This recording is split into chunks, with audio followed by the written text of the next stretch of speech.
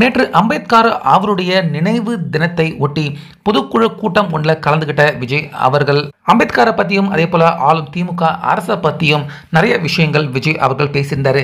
இப்படி இருக்க விஜய் அவர்கள் இந்த பொதுக்குழு கூட்டத்தில் அவர் பேசின அந்த பேச்சை பார்த்த விஜய் ரசிகர்களே தற்போது என்னடா இது, அன்னைக்கு ஒரு மாதிரி விஜய் அவர்கள் பேசினாரு, இப்போ இன்னைக்கு வேற மாதிரி பேசுறாரு அப்படின்னு விஜய் ரசிகர்களே அவர் மேல தற்போது கோபம் அடைகிற மாதிரியான சம்பவம் தான் தற்போது நடந்துகிட்டு இருக்கு.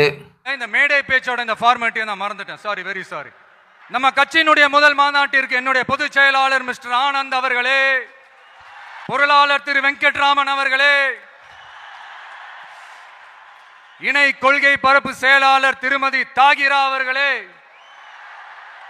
தலைமை நிலைய செயலாளர் திரு ராஜசேகர் அவர்களே.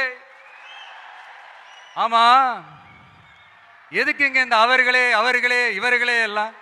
பிறப்புக்கும் எல்லா உயிருக்கும் ஒரு அடிப்படை கொள்கையை அறிவிச்சுட்டு அவங்க இவங்க எதுக்குங்க பிரிச்சு பார்க்கணும்?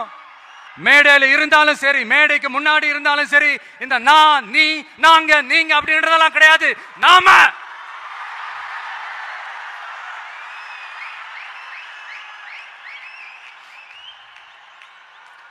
இங்க யாரு மேல யாரு கீழே அப்படின்ற பாகுபாடெல்லாம் எப்போ நம்ம பார்க்க போறதே இல்ல.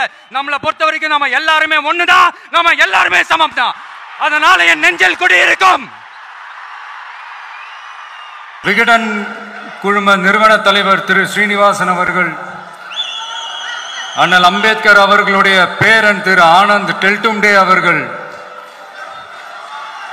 நீதியரசர் ஓய்வு பெற்ற நீதியரசர் திரு சந்துரு அவர்கள், திரு ஆதவ் அர்ஜுனா அவர்கள் என் நெஞ்சில் குடியிருக்கும்.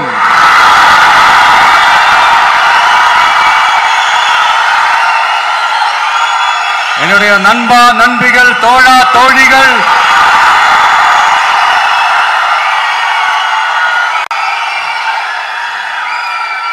உங்க எல்லார் கூடவும் இவங்க எல்லார் கூடவும் இந்த ஸ்டேஜில் நானும் இருக்கிறது எனக்கு ரொம்ப பெருமையா இருக்கு.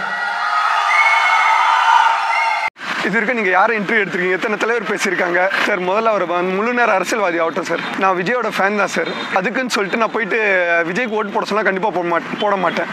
அவரோட கொள்கை என்ன இருக்குது, நம்ம நாட்டுக்கு என்ன செய்வாருன்றது இருக்குது. இவர் இப்போ தான் பேச ஆரம்பிச்சிருக்காரு. இதுக்கு மேலே அவரோட கொள்கை என்ன, கோட்பாடு என்னன்னு தெரியட்டும் முதல்ல நம்மளுக்கு. நம்ம தமிழ்நாடுக்குன்னு ஒரு அரசியல் இருக்குது, இதெல்லாம் பேசுங்க முதல்ல. அதுக்கடுத்து நீங்கள் தமிழ்நாட்டில் அரசியலில் நில்லுங்க.